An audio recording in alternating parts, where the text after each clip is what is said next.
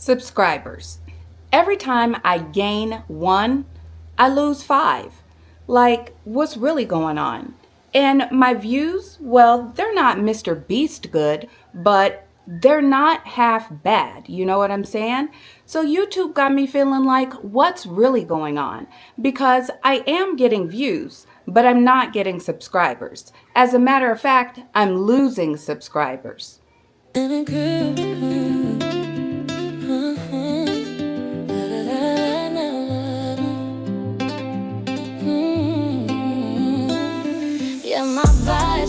I'm swiping this joint 50 times a day just to see if my subscriber count is going up because my numbers aren't growing. And I see everybody else hitting subscriber milestones, and I couldn't even get my joint to 2,400 subs. And every time I would get to 2,399, literally, I would lose 5 subs. During April, it was like subpocalypse over here at Tiff's Takes. I was losing subs like mad crazy, and I couldn't figure out what was I doing wrong. Why am I losing so many subs, and why can't I just get to 2,400? You know I'm all about a good analytic. So I did a deep dive, and I'm like, in order for me to get subscribers, first I need to get views. So I started working on that. And the first thing that I did in order to fix my views was I worked on my thumbnails. Because if nobody is clicking, well then nobody's gonna watch. So I fixed the thumbnails and I started getting green arrows on my click-through rate. So I knew that I was on to something. I started doing good. And my views actually started going up. You guys remember, I told you, I set myself a minimal goal of 100 views in a 24-hour period. And you know what? I've been getting 100 views in a 5 to 8 hour period on my last couple of videos. So I know at least with the thumbnails, I kind of fixed that. So impressions. Impressions mean title. So my titles were trash. And not necessarily trash, but they were just too vague. I needed to be able to use terms that were more searchable. You see, YouTube ain't nothing but a big old search engine. It's just like Google. So there are certain words that you want to lead with in your titles in order to make them searchable. I know it sounds like a cop-out, copying titles, but we're trying to grow our channel, so we have to do the things that works. And sometimes that means niching down on your title. So that's what I did. I niched down on my titles, and you know what? My impressions started to go up. So I fixed my views, I fixed my impressions. Now, the only place that I was constantly getting a down arrow, average view duration. So average view duration, that means that there's a problem with my content. And that's the next thing that I took a really hard look at. And I'm telling you guys, y'all know, self-reflection, it's no joke. So I told you a couple of videos back that my content was all over the place. And if you've been following Tiff's Take, since I started, and a couple of you have, well then I've gone down a couple of different roads when it comes to the kind of content that I have been creating, because it always has not been about just YouTube growth. I started with YouTube growth, and I was doing well, even though I didn't realize it.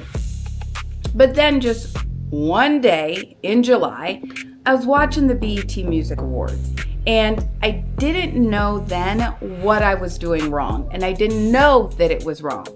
But I was watching the BET Music Awards, and I'm a funny chick, right? So I pick up my phone, and I'm recording like some of my best moments of the BET Music Awards. And it sucks that I had to remove those things because y'all know the BET Music Awards don't even come on no more. So I'm recording and making my own highlights of the BET Music Awards. and I'm posting them as shorts onto YouTube. And just out of nowhere, they started going crazy.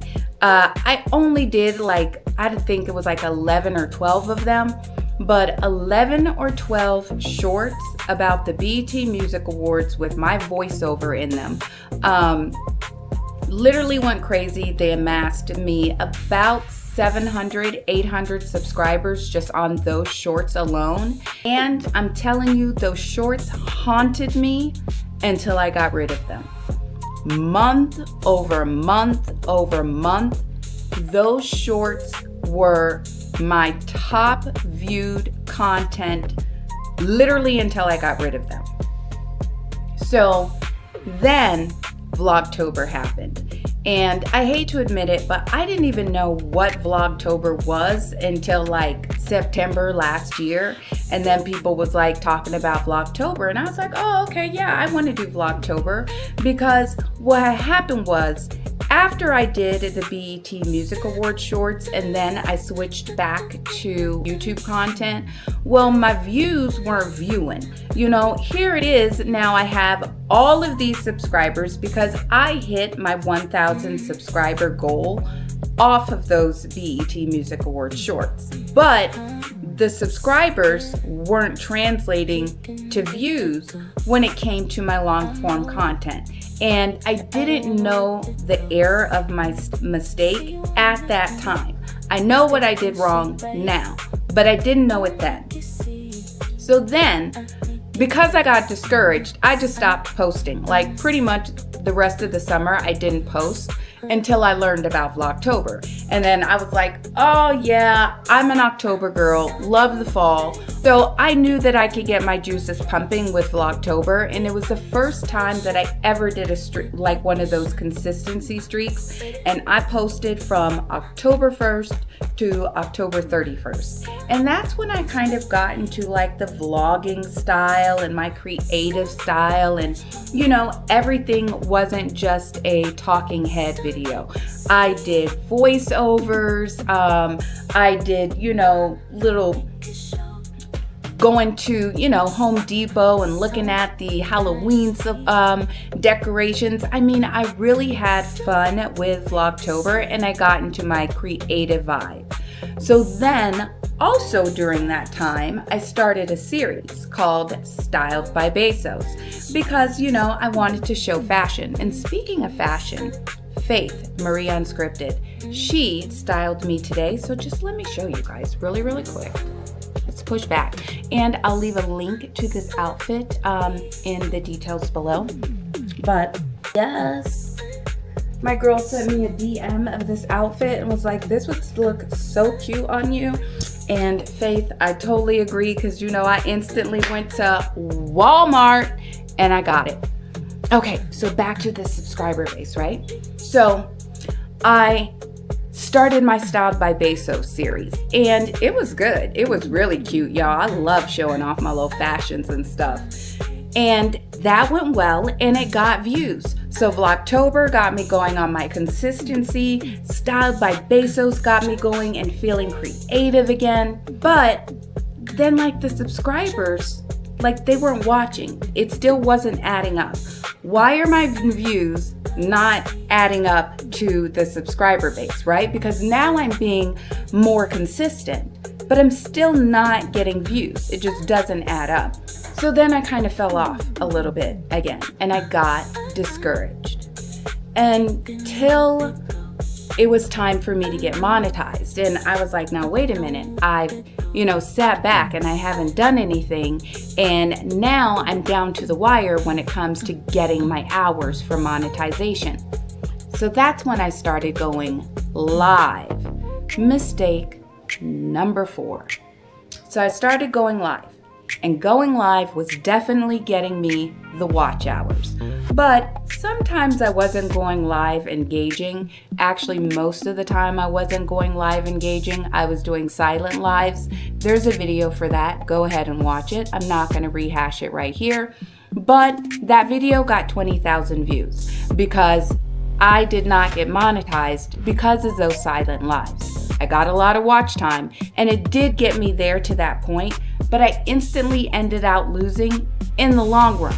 So if it wasn't for me just kind of having to put my little head between my tails and share with you guys the story of what happened to me because I didn't want for it to happen to somebody else, well, then I never would have gotten monetized. So I thank you guys for the 20,000 views. The problem was I never doubled down on that, and the subscribers that I gained from that video, well, they were still confused about the type of content that I was putting out because it wasn't about YouTube growth, and that's what they came to my channel for, but all of my content was still all over the place. My average view duration was trash because I had so many little individual subscriber bases that if I put out a video about YouTube growth, but it was somebody that found my channel from my BET Awards shorts, well, they're not interested in that. So when YouTube would send those people a notification, well, they click on the video because they just saw that it was content from me, but then they would instantly click off the video, so my average view duration is dropping. Or maybe it was that I put out now a video for Styled by Bezos, but my YouTube growth people, they get a notification for it, and well, they're not interested in it. And maybe, just maybe for a little bit, I was able to capture their attention, but at the end of the day, they're like, this is not really what I'm interested in. So they're clicking off of the video because it's not something of interest to them. Not necessarily always because the content is bad. I didn't want to know this, and I know you don't want to hear it, but I fixed my retention by niching down. I had to make a choice. What kind of content am I going to put out, and what kind of subscriber base do I want? And because I was going off of analytics, I went off of what grew my channel. And it was the YouTube growth content. Looking 365-day view of all of my content, all put together, every metric, every video from where I gained my subscribers. The majority of my subscriber base all came from long form content and from YouTube growth strategy. So I got rid of everything else. Now I know that you guys are sitting there and half of you do not agree with me. You're saying, well, it's just because you don't put out enough content and you don't have any consistency. But I implemented this strategy 3 videos ago, just 3. And one thing that I do know is that numbers don't lie. I have not only increased my views, my click-through rate, but I've also increased my average view duration, and I broke that goal of 2,400 subscribers, and I gained 20 subscribers off of 3 videos. Some people are going to click because you have a really good thumbnail.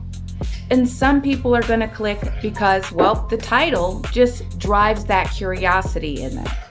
But in order for people to subscribe, they have to have some sort of emotional connection with the type of content that you're putting out. And, well, I realized, honestly, that although I had been making lots of connections through my content, the problem was I was just chasing views and I wasn't building an identity. So if your subscriber count feels a little bit stuck right now, maybe you need to stop killing yourself trying to put out more content and maybe dial it back a little bit and put out clearer content. Because honestly, I'm starting to learn the difference. And I would love to hear your thoughts below in the comment section. My name is Tiff. This is my take. Be blessed, have a blessed day, and most importantly, do what you can to bless someone else's day.